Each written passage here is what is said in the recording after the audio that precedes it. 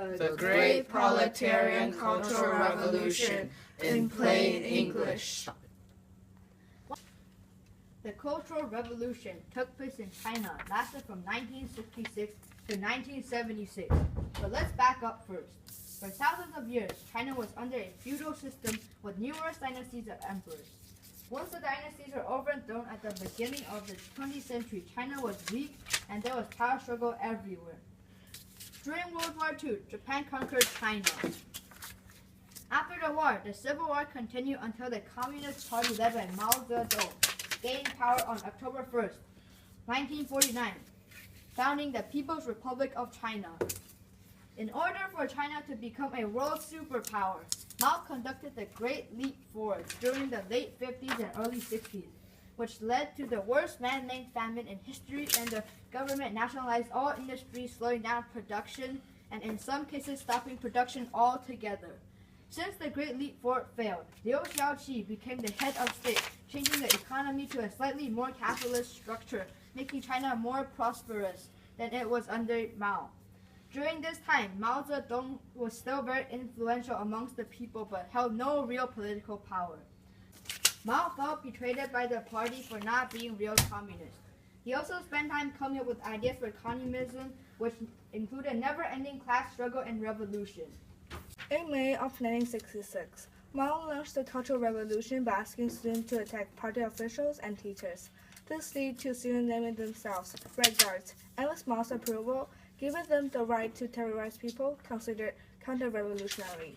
Counter-revolutionaries or intellectuals, people with Western influence or bourgeoisies. Liu Shaoqi was no longer head of state. Deng Xiaoping was then demoted number 6, and Liu Shaoqi to number 8.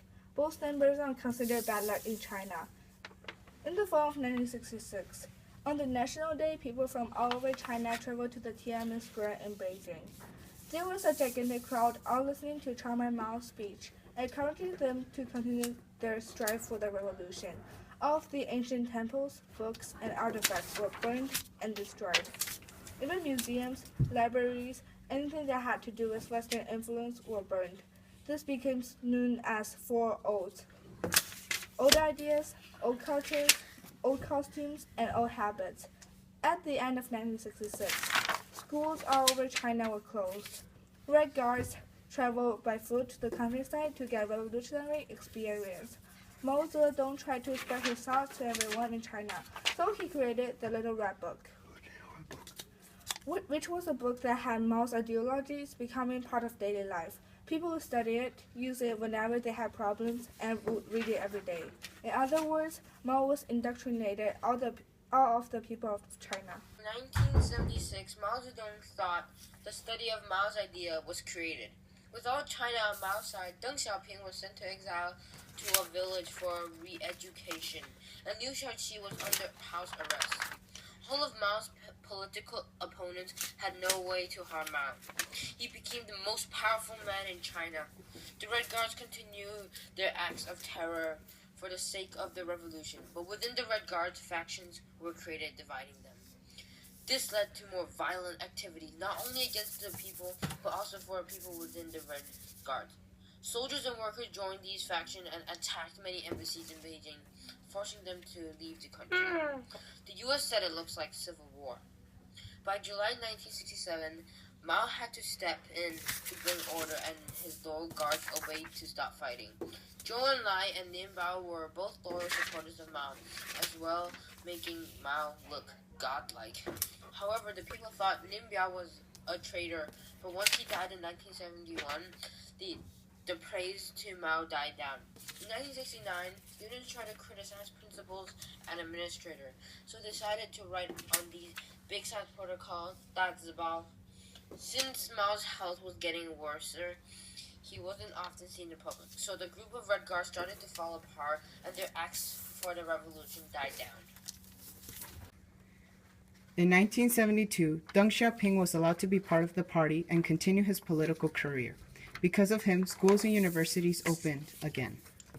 On September 9, 1976, Mao died of lung and heart failure. After Mao's death, the Gang of Four tried to take power, including his wife, Jiang Qing, but were later arrested. and sent to jail. Deng Xiaoping became head of government and changed the economy, opening China's doors to foreign businesses, making China the fastest growing economy in the world. The Chinese people were getting to know how the world outside China was really like. The people, in particular the students, wanted a change in government from communism to democracy. In order to change, students protested at Tiananmen Square and demanded a change, but the government took military action, sending tanks and soldiers to stop the protest, which resulted in the Tiananmen Square massacre. Such a massive movement against the Chinese government never occurred again, but the Communist Party has changed China for a better future and is now one of the most powerful countries in the world in the short period since the end of the revolution to today. By Ben, Justin, Nicholas, and Jenny.